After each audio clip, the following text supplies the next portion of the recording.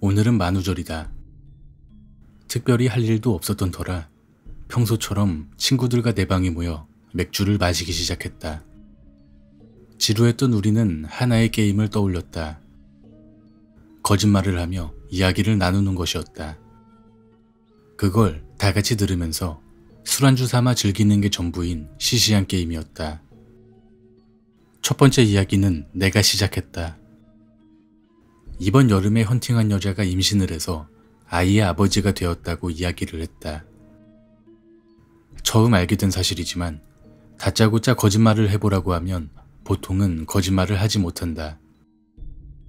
내 경우 여름에 헌팅을 하진 않았지만 당시에 만나던 여자친구가 임신을 했었다.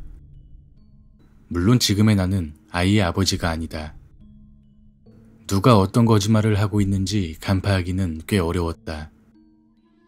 알아채지 못하니까 더 재미가 있었다.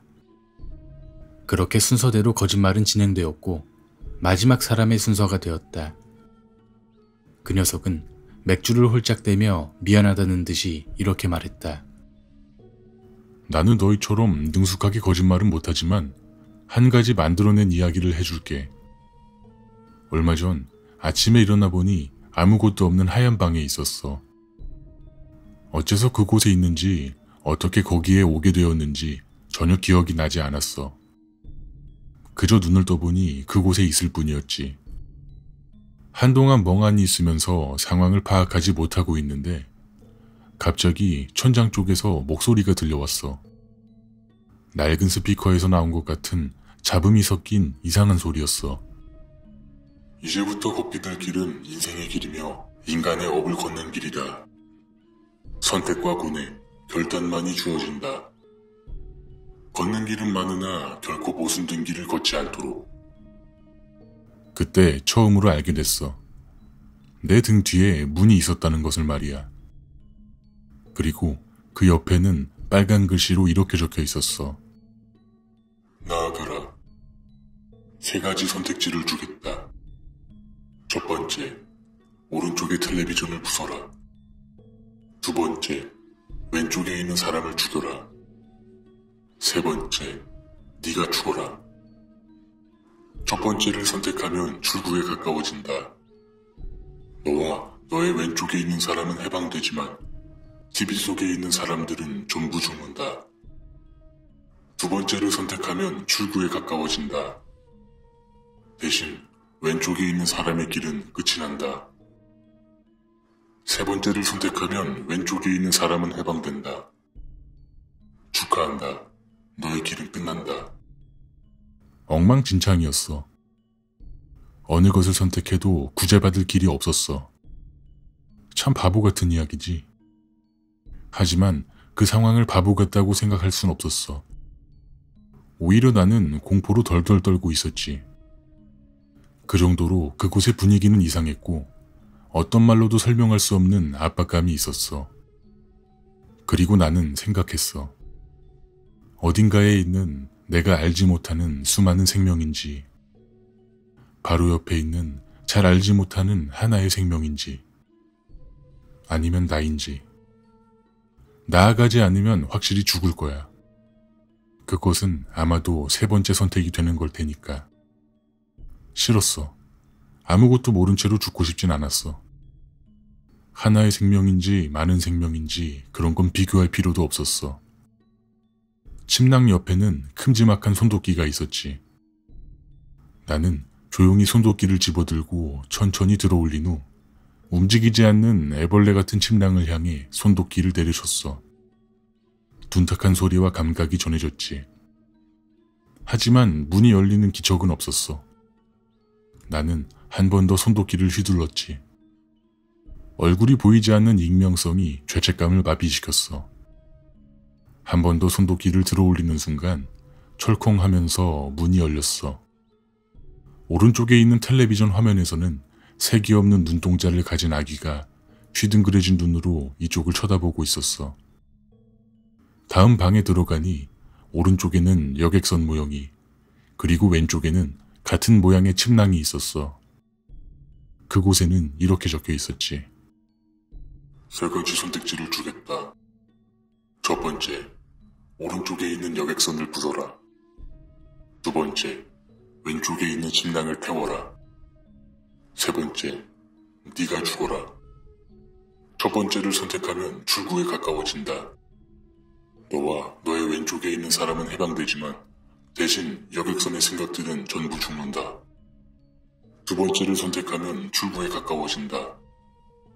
대신 왼쪽 사람의 길은 끝이 난다. 세 번째를 선택하면 왼쪽에 있는 사람은 해방된다. 축하한다. 너의 길은 끝난다. 여객선은 단지 모형이었어.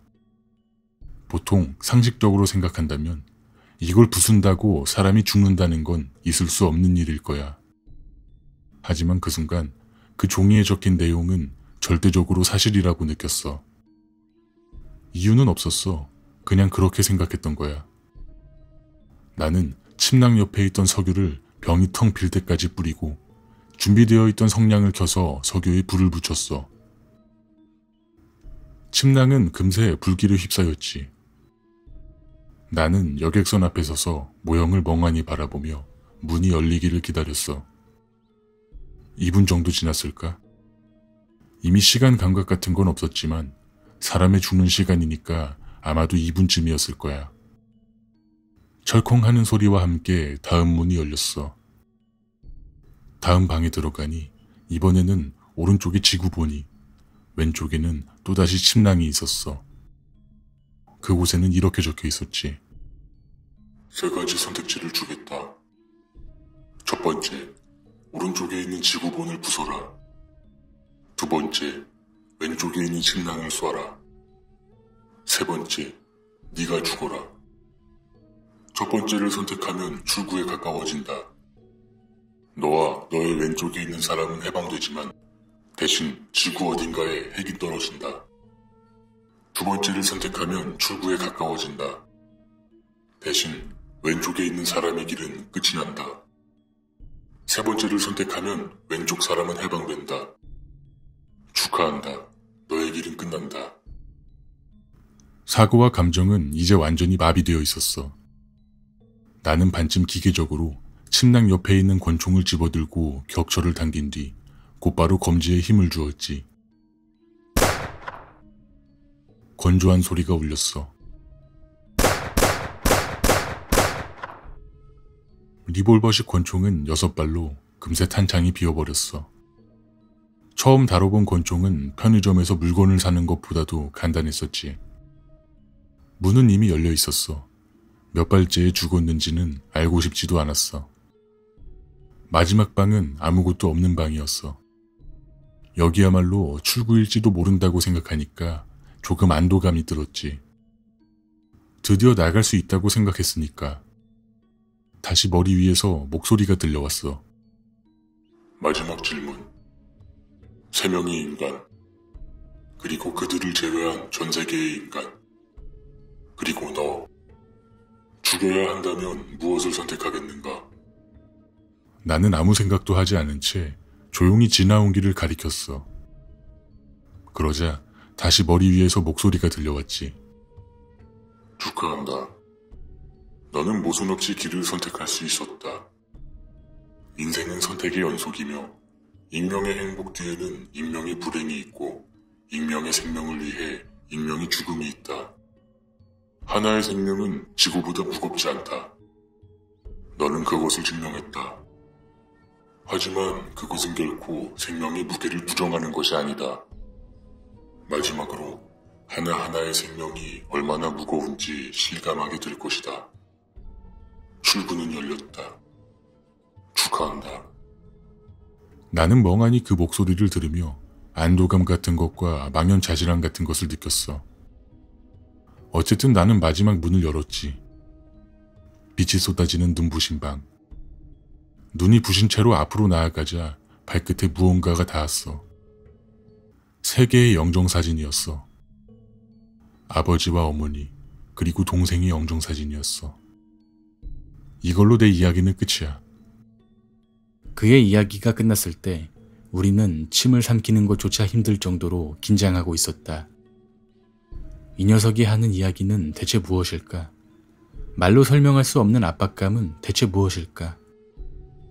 그 자리에 있는 누구도 알 수 없는 음산하고 불쾌한 감각에 사로잡혔다. 야, 그런 기분 나쁜 이야기는 그만하지. 재미있게 거짓말이나 하자고. 너도 뭔가 거짓말 좀 해봐. 그렇게 말하자 그는 입꼬리를 올리며 기묘한 미소를 지어 보였다. 그 표정을 보자 몸 깊은 곳에서부터 공포감이 느껴졌다. 이미 했잖아.